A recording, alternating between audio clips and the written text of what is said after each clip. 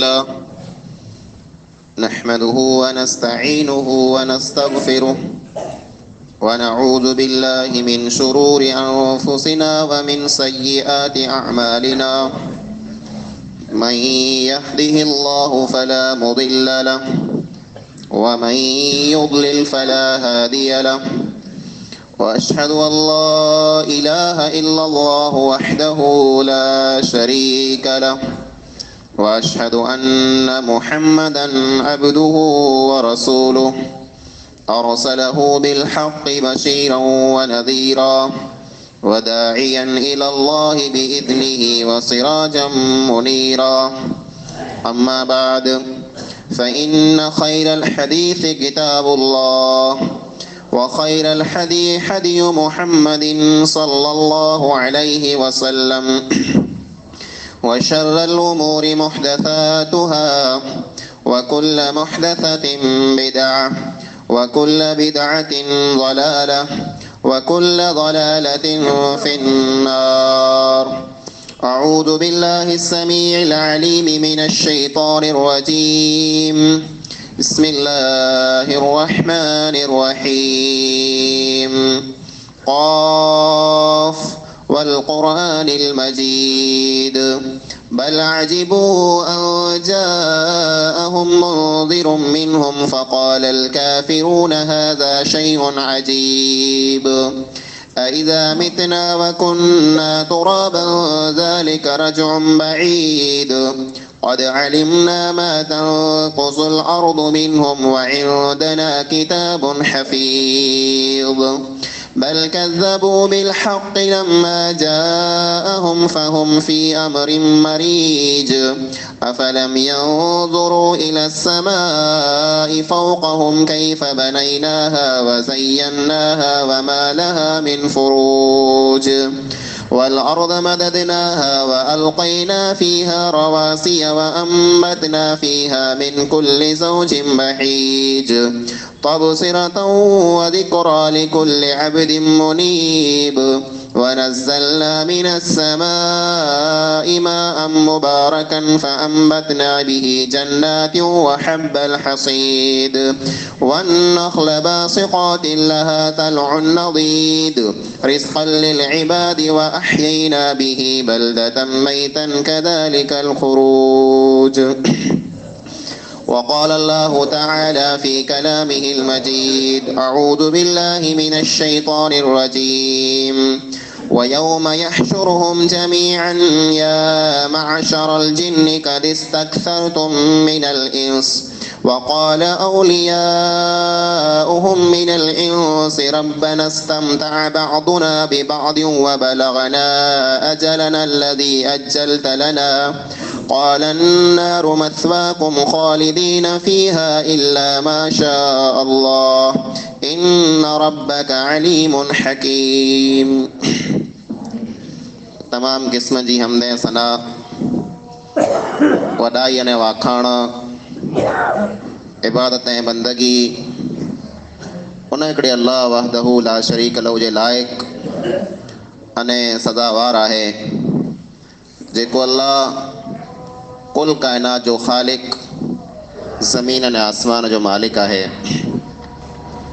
अल्लाह जी मुख़्तसर हमद खां बाद बेशुमार लातादाद दुरूद ऐं सलाम नाज़िल थिए उमूमन तमाम अंबिया अलैहिमुस्सलातु वस्सलाम मथे ख़ुसूसन आख़िरी नबी जनाब मुहम्मद मुस्तफ़ा अहमद मुज्तबा सल्लल्लाहु अलैहि वसल्लम मथे अल्लाहुम्मा सल्लि व बारिक वसल्लिम अलैहि। हाज़रीन जुमा, बुज़ुर्गों, नौजवान साथियों, अॼु हिन जुमे जे अंदरि ख़ुतबे जो उनवान है जिन्ने जी हक़ीक़त। अॼु हिन ख़ुतबे जे अंदरि ई बयान थींदो जे जिन्न जेको रहिया कुरो ई इंसान जे कब्ज़े में अची सघनि था।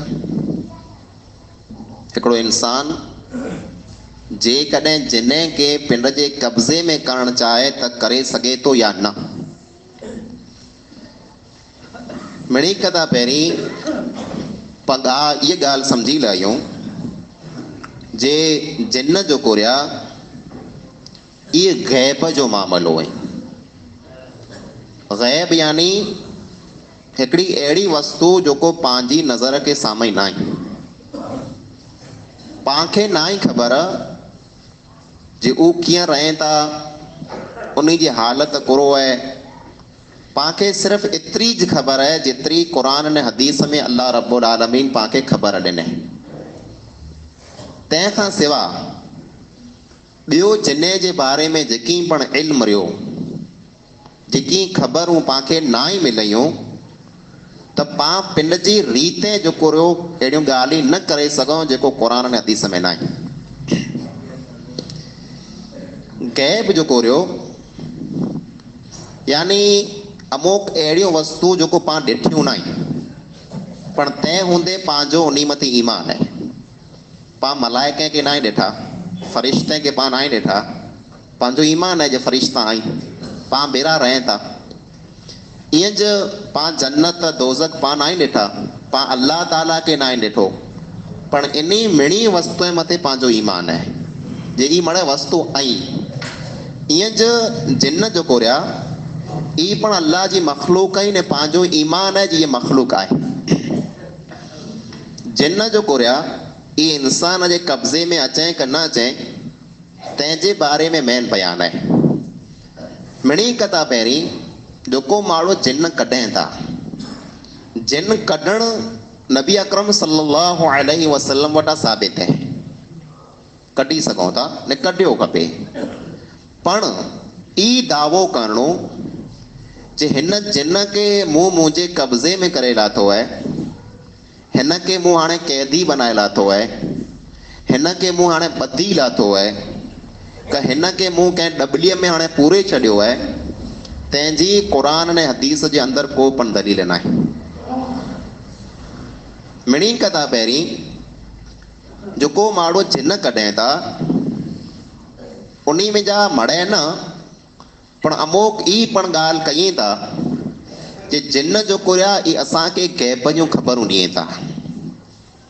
ई मड़े असांखे समाचार ॾियनि था जे सवारे कोरो थिए वारो आहे, परीहं कोरो थिए वारो आहे, ही माण्हू क्यानो अचे पियो, केॾा वञे थो, हिन कोरो खाधे, हिन जी वस्तु जेको विञाणी आहे उहो किथे पियल आहे, हिन जे घर में कोरो पियल आहे।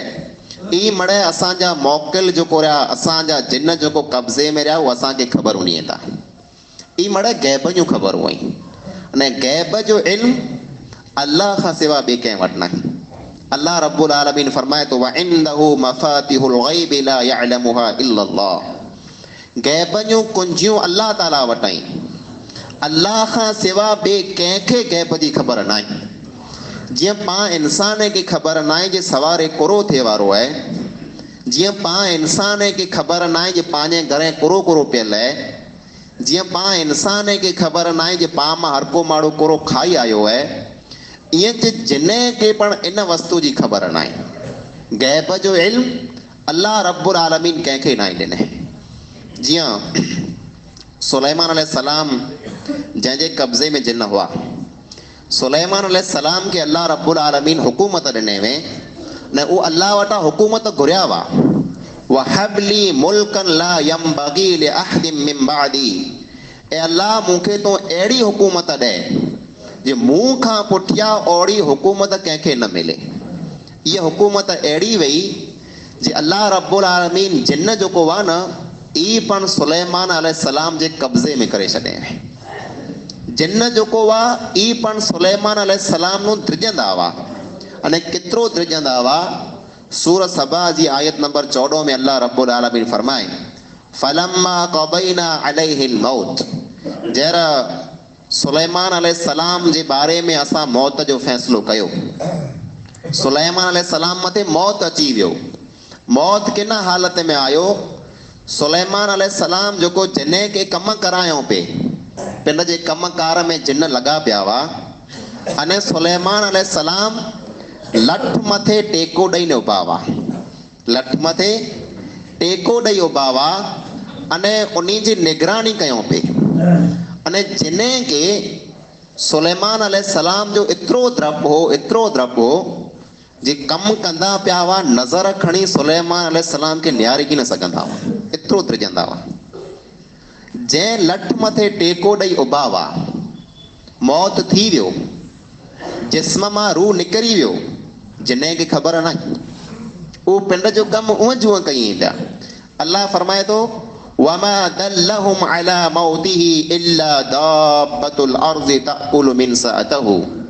उन्ही जिन खे ख़बर अच न पई जे सुलेमान अलैहिस्सलाम वफ़ात करे विया आहिनि, तूं ईअं उभा आहीं लठ जे टेके मथे, लठ के हेठां न उॾई लॻी, उॾईअ लठ खे खाधई, जर सॼी लठ खाजी वई तर सुलेमान अलैहिस्सलाम पट ते किरी पिया।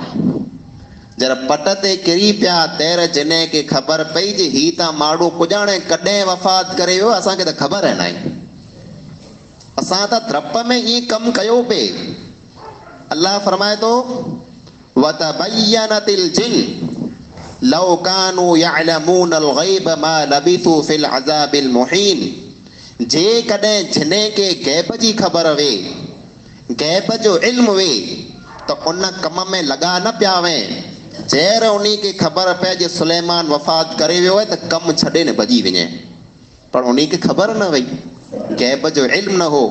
एतिरे जैसे सुलेमान अलैहिस्सलाम लठ मथां पट ते न किरिया तैसे जिन खे ख़बर न पई जे सुलेमान जो इंतिकाल थी वियो आहे। मालूम ई थिए थो जिन जो जेको गैब जो इल्म आहे, इहा अल्लाह रब्बुल आलमीन कंहिं इंसान खे न ॾिने अने कंहिं जिन खे पण न ॾिने। ॿई ॻाल्हि, जेको माण्हू जिन खे पंहिंजे जे कब्ज़े में कयूं था अने पोइ चए था जे असांजा जिन जेको रहिया मोकल जेको रहिया इहे हलायूं था, इहे असांजा कम करे अचनि था। कंहिं माण्हूअ खे जिन चोटी रहे तर चए जे आऊं मुंहिंजो जिन मुंहिंजो मोकल जेको रहियो उहो हलायां थो, ई जिन पिंड ई कढी अची वेंदो। पहली ॻाल्हि त इहा जे जेको जिन जंहिं माण्हू में जा को माण्हू जिन कढे थो तर चए थो जे हिन जिन खे मूं मुसलमान बनाए छॾियो आहे। इहे अक्सर सुहावना कंहिं माण्हूअ खे जिन चोटी रहे, को माण्हू अचे उहो जिन कढे, पोइ उनखे चए हाणे तूं कलमो पढ़ी मुसलमान थी वञ, उहो कलमो पढ़ी मुसलमान थी वञे थो अने पोइ चए थो जे हाणे आऊं तोजे कब्ज़े में आहियां, तूं जेको मूंखे कमु ॾसीने उहो कमु आऊं कंदोसि, तूं जेकी पण मूंखे हुकुम कने हुकुम आऊं मञंदोसि। जिन जेको आहे उनजे ताबे थी वञे थो। इन ॻाल्हि जी हक़ीक़त कोरो आहे जे जिन जेको रहिया ई कंहिं इंसान जी ॻाल्हि मञे ने मुसलमान थी वञे, इन जी हक़ीक़त कोरो आहे। मिणी कथा पहिरीं त इहा ॻाल्हि यादि रखी लायो, जिन में जा थोड़का अहिड़ा आहिनि जेको जिन नेक ने ख़ासा आहिनि, अक्सर जेको रहिया उहो ख़राब अने ख़तरनाक आहिनि, अक्सर जेको रहिया उहो कूड़ा आहिनि। हाणे हिकिड़ो जिन जेकॾहिं ॿोले थो न चए थो जे अॼु ॾींहं वटां आऊं मुसलमान थी वियोसि, हाणे हिन माण्हूअ खे आऊं कीन सताईंदोसि, तूं चओ न ईअं कंदोसि, पाणखे कहिड़ी ख़बर उहो कूड़ करे थो की सचो आहे? पाण विश्वास करे सघो? पाणखे त दुनिया जा माण्हू जेको पाणखे सामारिया इहे पाणखे भोराए वञे था, हिकिड़ी ॻाल्हि वे करे ॾेई वञे, पाण उनखे विसी वञो। अने जिन त उहा मख़लूक आहे जंहिंखे पाण अखी से ॾिसूं पण नथा, उहो जिन पाणखे चए जे आऊं हाणे मुसलमान थी वियो आहियां अने पाण उन ते विश्वास करे लाहियूं, पाण कीअं विश्वास करे सघूं? नबी अकरम सल्लल्लाहु अलैहि वसल्लम अबू हुरैरा खे चए में जॾहिं इब्लीस शैतान अची करे ने उहो चोराए ते बैतुल माल में जा चोरई कई ते तर छैले बागे जरा छॾे अबू हुरैरा उनखे तर चए तो कि आयतुल कुर्सी सिखायां थो। जरा अबू हुरैरा अची करे नबी अकरम सल्लल्लाहु अलैहि वसल्लम खे चए कि हीअं मूं हिकिड़े माण्हूअ खे पकड़ियो छैले बागे मूंखे उहो हीअ आयत सिखाए वियो ने मूंखे चए हाणे तो वटां कीन थींदुसि। इहा ॻाल्हि सची की कूड़ी? इहो मूं सां वाइदो करे वियो अने मूंखे जेको आयत सिखाए वियो इहा सची की कूड़ी? त नबी अकरम सल्लल्लाहु अलैहि वसल्लम फरमायो सदक़क व हुव कज़ूबुन, इहा ॻाल्हि उन सची कयईं पण कूड़ो आहे, हिकिड़े नंबर जो कूड़ो आहे। हाणे उहो पाण सां कहिड़ा कूड़ करे वञे, आऊं मुसलमान आहियां, आऊं हाणे वाइदो कयां थो ॿिए फिरा कॾहिं कीन थींदुसि, अने कई केस पाण ॾिठा, कई अहिड़ा बीमार पाण ॾिठा जे जिन पाण उन में जा कढूं जे वाइदो करे वञे हाणे आऊं कॾहिं कीन थींदुसि, वरी पाछो वरी अचे थो, कूड़ो वे थो न। ईअं जेकॾहिं को जिन चए जे आऊं हाणे तो भेरो आहियां, मुसलमान आहियां, तोइयूं मणे ॻाल्हि ई मञंदोसि, उनजी ॻाल्हि मथे विश्वास न कराइजे। थी सघे उहो कूड़ कंदो वे, हक़ीक़त में काफ़िर वे, हक़ीक़त में शैतान वे, दुश्मन वे, अने कंहिं इंसान खे चए जे आउं मुसलमान आहियां, तो जो बात थी करे तो पर रहंदुसि, इन ॻाल्हि मथे विश्वास न कराइजे। ॻाल्हि असल इहा आहे जे जिन जो कुरिया ई इंसान जे कब्ज़े में अची सघे था कि नथा अची सघे। पहली ॻाल्हि त इहा जे जिन खे पाण कब्ज़े में करे पण लाहियूं न त पण कंहिं इंसान लाइ करे जाइज़ न आहे जे जिन खे कब्ज़ो करे न रखी लाइ पिंड वटि। तंहिंजो कारण आहे, पहलो सबब त ई आहे जे नबी अकरम सल्लल्लाहु अलैहि वसल्लम जॾहिं नमाज़ पढ़िया पे, हिकिड़ो जिन आयो नमाज़ भुलाए, हिकिड़ो जिन आयो नमाज़ भुलाए त रसूल अकरम सल्लल्लाहु अलैहि वसल्लम उनखे पकड़े लाथो। पकड़े पोइ सुबुह जो साहबा किराम खे चए था राति हिकिड़ो जिन आयो हो, उन मूंखे नमाज़ भुलाए ते मूं उनखे पकड़े लाथो, जले लाथो। अने मुंहिंजी दिलि में इहो ख़्यालु आयो, मूं इरादो कयो जे उन जिन खे जले ऐं थंब सां ॿधी छॾियां त सुबुह जो ऐं मड़े उनखे ॾिसो। पण पोइ मुंहिंजे भाउ सुलेमान जी मूंखे दुआ यादि पई जे उहा दुआ घुरिया हुआ, ए अल्लाह मूंखे अहिड़ी हुकूमत ॾे जेको मूं न पुठियां कंहिंखे न मिले। इहा हुकूमत कई वई, ए अल्लाह जिन जो कुरिया ई मुंहिंजे कब्ज़े में करे ॾे, तंहिं पुठियां ॿिए कंहिंखे पण इहा तूं ताक़त न ॾीज। जेकॾहिं आउं जिन खे जले ने ॿधी लाहियां त जेको मुंहिंजे भाउ सुलेमान जी दुआ जेको आहे बाक़ी न रहे।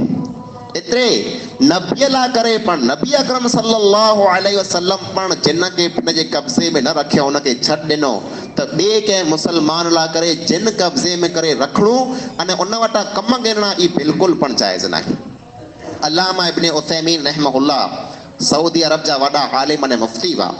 उन्ही खे सवाल करे में आयो जे हिकिड़ो मुसलमान जिन जेकॾहिं हुए, जिन जेकॾहिं को मुसलमान थी वञे त कोरो उन वटां पाण कमु गिनी सघूं था, उन वटां पाण कमु गिनी सघूं था, उन वटां पाण मदद गिनी सघूं था जे हीउ कमु तूं मुंहिंजो करे ॾे, की हिन ॻाल्हि में तूं मुंहिंजी मदद कर, ईअं पाण करे सघूं था हिकिड़े मुसलमान जिन वटां। अल्लामा इब्न उसैमीन रहमहुल्लाह फरमायो जे कंहिं पण जिन वटां कंहिं क़िस्म जी मदद घुरणी, उहो मुसलमान वे तंहिं भले न काफ़िर वे तंहिं भले जाइज़ न आहे। एतिरे लाइ करे जाइज़ न आहे। टे कारण ॾसियो जे कंहिं जिन वटां को कमु गिनणो, कंहिं जिन खे कब्ज़े में रखी करे उन वटां को कमु गिनणो, उन वटां मदद घुरणी जाइज़ न आहे। टे कारण आहिनि। पहलो कारण ई आहे जी पंहिंजे प्यारे नबी अकरम सल्लल्लाहु अलैहि वसल्लम जी सुन्नत न आहे। सुन्नत न आहे। कीअं सुन्नत न आहे? पामणी खे ख़बर अथई आहे जे नबी अकरम सल्लल्लाहु अलैहि वसल्लम जॾहिं मके में जो आहे त कई अहिड़ा जिन हुआ जेको मुसलमान थी विया हुआ। जिन मुसलमान थी विया हुआ, अल्लाह जे नबी अकरम सल्लल्लाहु अलैहि वसल्लम जूं ॻाल्हि मञंदा हुआ, इताअत कंदा हुआ। अने कई अहिड़ा मौक़ा पण आया जे रसूल अकरम सल्लल्लाहु अलैहि वसल्लम खे ज़रूरत पई जे मूंखे को ख़बर ॾे, मुंहिंजो को अची करे सपोर्ट करे ने साथ ॾे। काफ़िरे से लड़ाई थी, जंग थी, जंग में साहबा किराम ओछा हुआ। अने अल्लाह जे नबीअ खे ख़बर वई जे जिन मुसलमान थी विया आहिनि, ताक़त वारा आहिनि, बरूक आहिनि, पर अल्लाह जे नबी अकरम सल्लल्लाहु अलैहि वसल्लम कॾहिं पण जिन खे ॿोलायो न जे अचो मूं भरा थी करे लड़ाई ने जंग कयो। मुसलमान हुआ, अल्लाह जे नबीअ खे ख़बर वई जे मुसलमान आहिनि, तंहिं हूंदे कॾहिं न ॿोलायो जे अचो मूं भेरा थी करे लड़ाई कयो, कहीं ख़बरूं मूंखे खणी पुॼायो, की हिन कम में मुंहिंजी मदद कयो। अल्लाह जे नबी अकरम सल्लल्लाहु अलैहि वसल्लम कॾहिं न कयो। साहबा किराम खे भेरा कोठियो, माण्हू वटां ख़बरूं गिणो, माण्हू खे हलायो दावत ने तबलीग मथे, माण्हू खे हलायो कमे कारे मथे। कॾहिं पिन जी ज़िंदगीअ में कॾहिं हिकिड़े जिन खे पण रसूल अकरम सल्लल्लाहु अलैहि वसल्लम कंहिं कम मथे न ई हलायो, अने कंहिं कम में पण अल्लाह जे नबी उन वटां मदद न ई गिड़ो। जिन कढियो उस्मान बिन अबिल आस सक़फ़ी रज़ी अल्लाह ताला अन्हु के रसूल अकरम सल्लल्लाहु अलैहि वसल्लम ताइफ जा इमाम बनाए करे हलायो। ताइफ में इमाम हुआ, नमाज पढ़ाईंदा हुआ। उतां जर उते विया हू त उन खे तकलीफ़ थी। तकलीफ़ इहा थी जे नमाज पढ़ंदा हुआ त भुली वेंदा हुआ, ख़बर की न पवंदी हुई केतिरी नमाज पढ़ियोसि, कोरो पढ़ियोसि कोरो न पढ़ियोसि।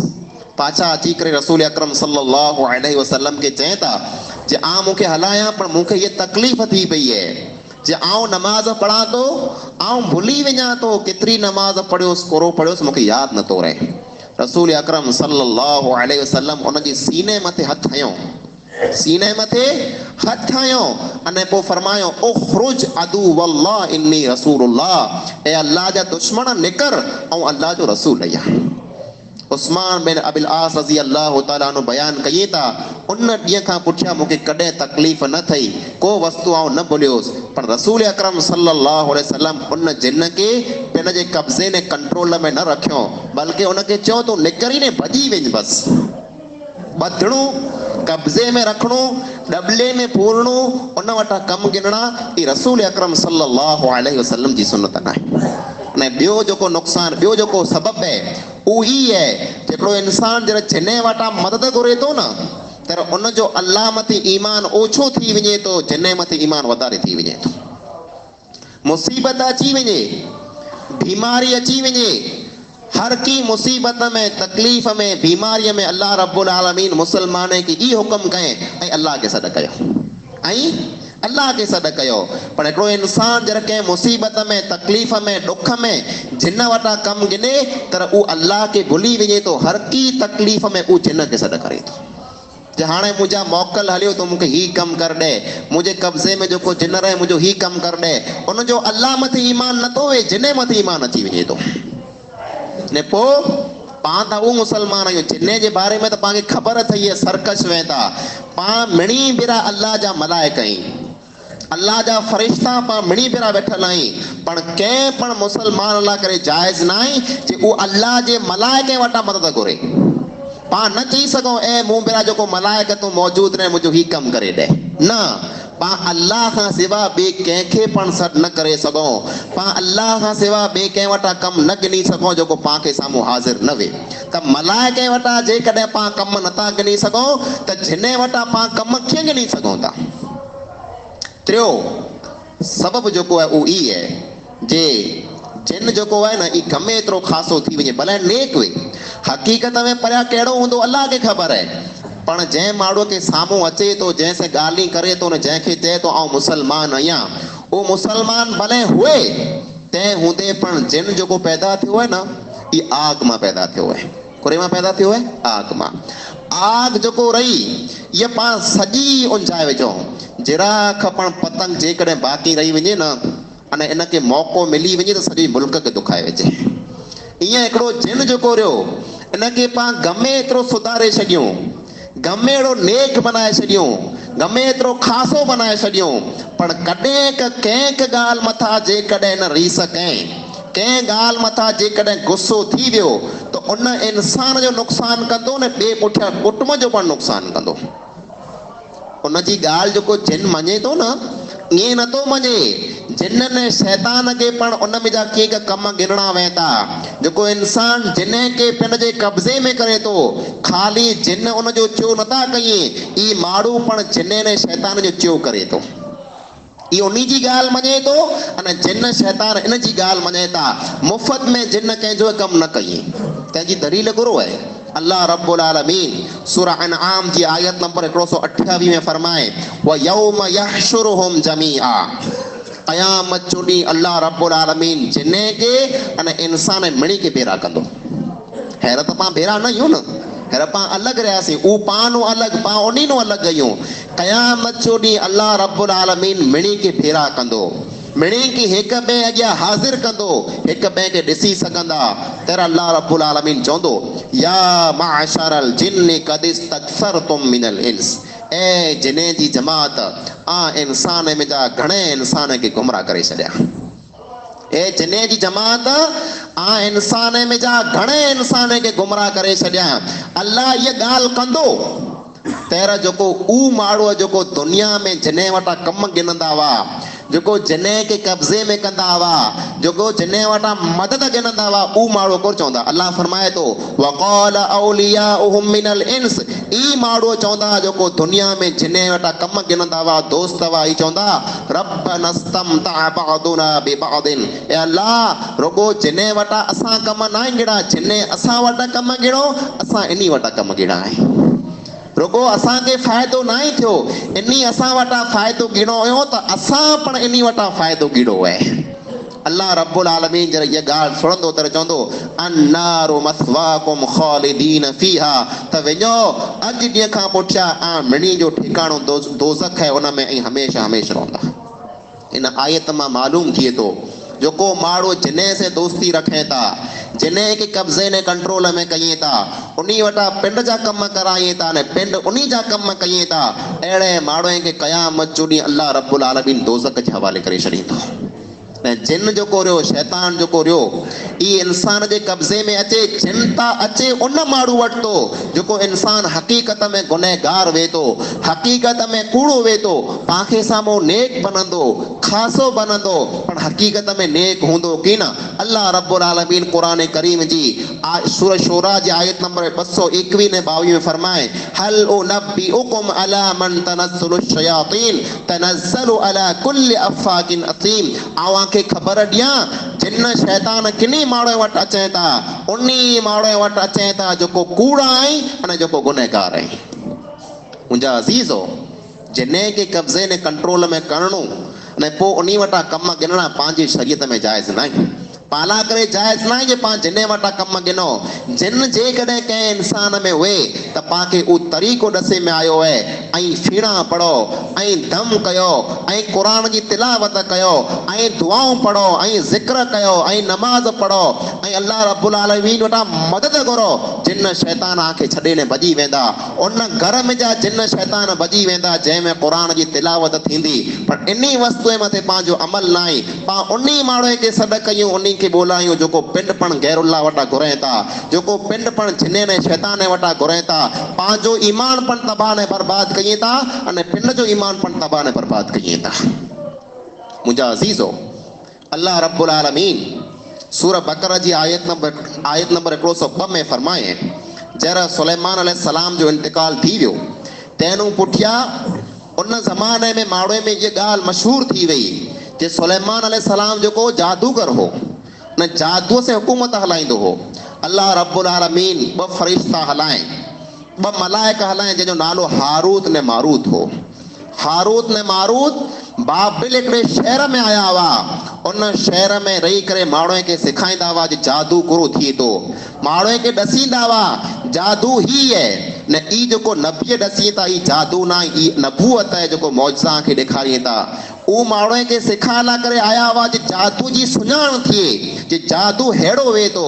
पर माण्हू जर जादू सिखी विया त उहो मड़े माण्हू जादूगर बणी विया अने पोइ माण्हू खे पिंड में विड़ायो, घर वारीअ ने घर वारे खे विड़ायो जादू जे ज़रिए।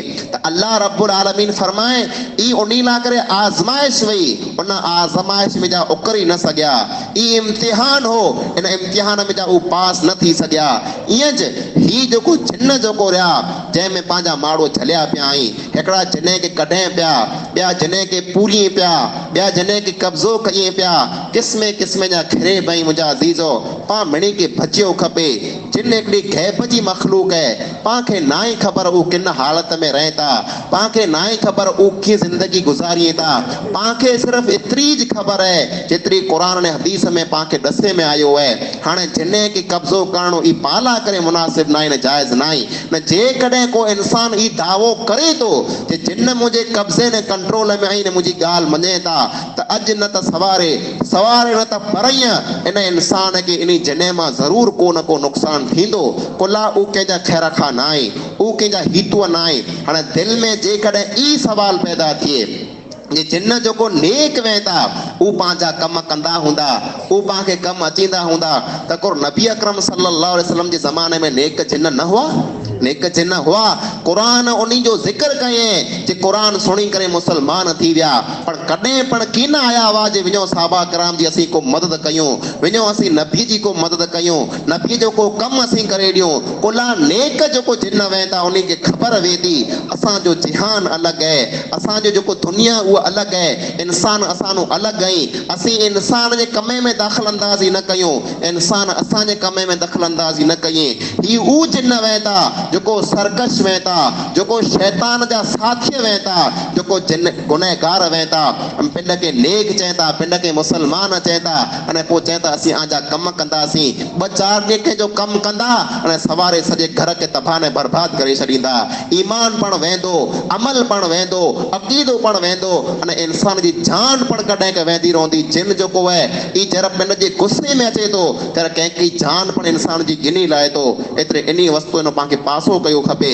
जे कॾहिं पांखे इन क़िस्म जी को तकलीफ़ आए त दुआऊं पांखे सिखाए में आवयूं हुई, पां उ दुआऊं पढ़ो, पां अल्लाह जो ज़िक्र कयूं, पां कुरान जी तिलावत कयूं, पां नमाज पढ़ो, पां नेक थी करे रहो, पां पाक थी करे रहो। ई अमल पां कयूं, हर क़िस्म जे शैतान खां जिन खां पां बची वेंदासीं। अल्लाह रब्बुल आलमीन खां दुआ आहे, अल्लाह रब्बुल आलमीन पां मिणी के इन ॻाल्हि मथे अमल कई तौफ़ीक़ अता फरमाए।